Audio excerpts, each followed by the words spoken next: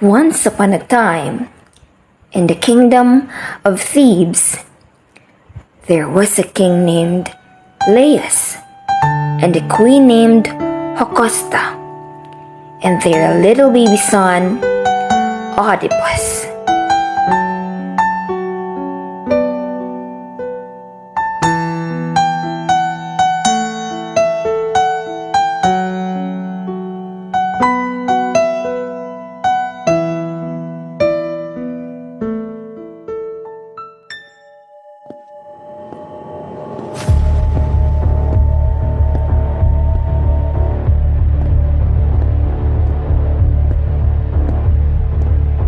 King Laius had heard a prophecy that little baby OEDIPUS would one day grow up to kill him and marry Hocosta.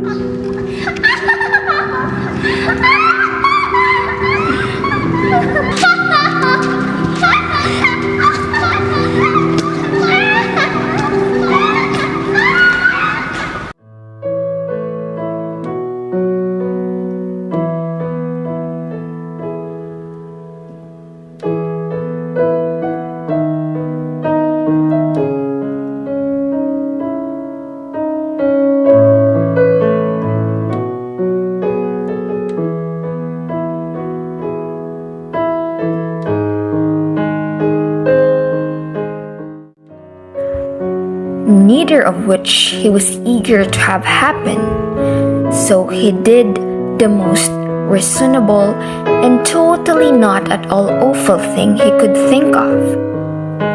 He left his baby to die on the side of the mountain.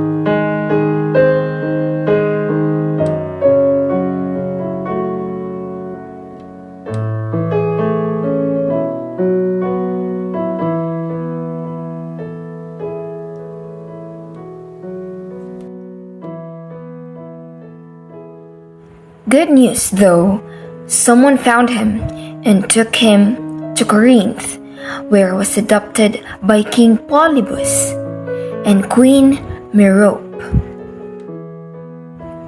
Being adopted by a king and a queen is the ultimate dreams of orphans everywhere.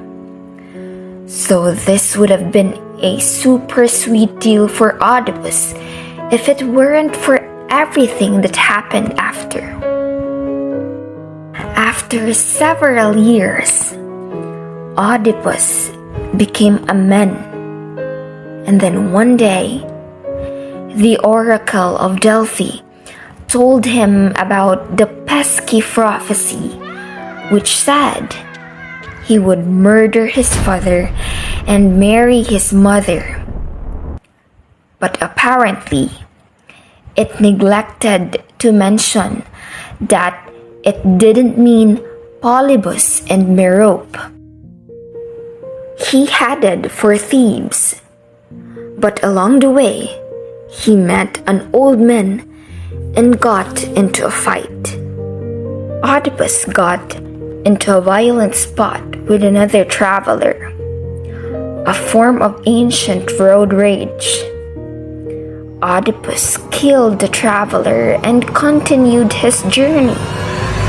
Unbeknownst to him, OEDIPUS had just fulfilled the first part of the prophecy and killed his true biological father. For indeed, Laius was the traveler. OEDIPUS' travels eventually took him to Thebes. Thebes was being plagued by a bloodthirsty sphinx. This sphinx had been killing the people of Thebes randomly and spouting violent riddles of death. If you could not answer the riddle correctly, you would be devoured by the sphinx. King Laius had been on the road to Delphi, where a famous oracle took up residence. The oracle would have had the power to advise and help the king of Thebes with his problem. However, Laius had been killed by OEDIPUS on the way.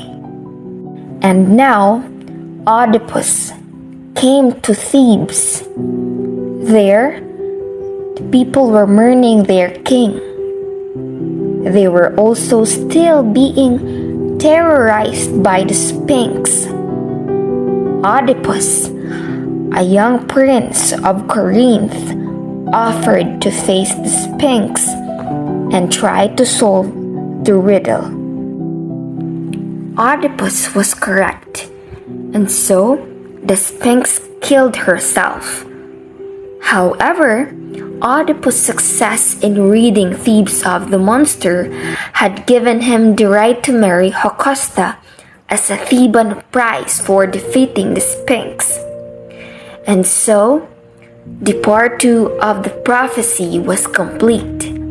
Oedipus had just married his biological mother.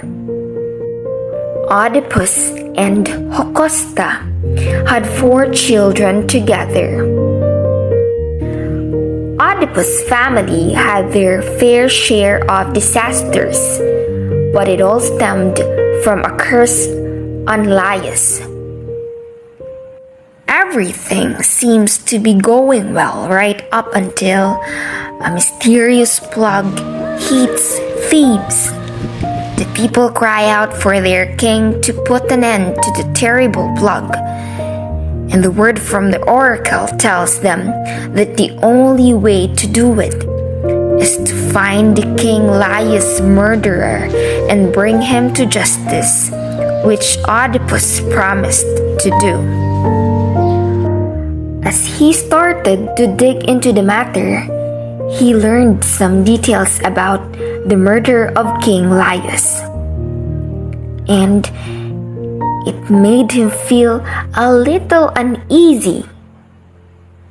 He found out that on the day the king died, he had a servant with him, and the servant managed to escape. So Oedipus ordered to find the servant.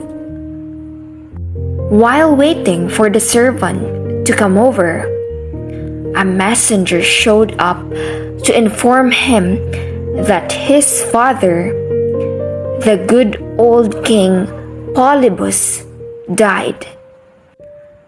The news made him so happy, and he shared it to everyone else except the messenger who informed him about it. It was the same guy who found him on the mountain. The servant who had been with King Laius on the day he died arrives about this time and informs everybody that Oedipus is in fact the man who killed King Laius.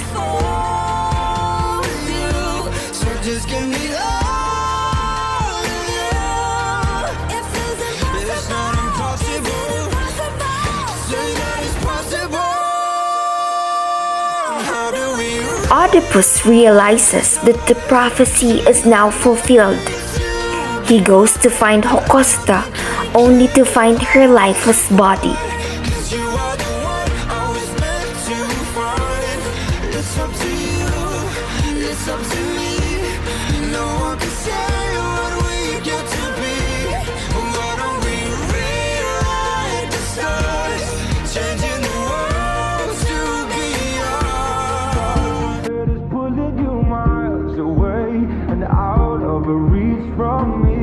But you're here in my heart, so who can stop me if I decide?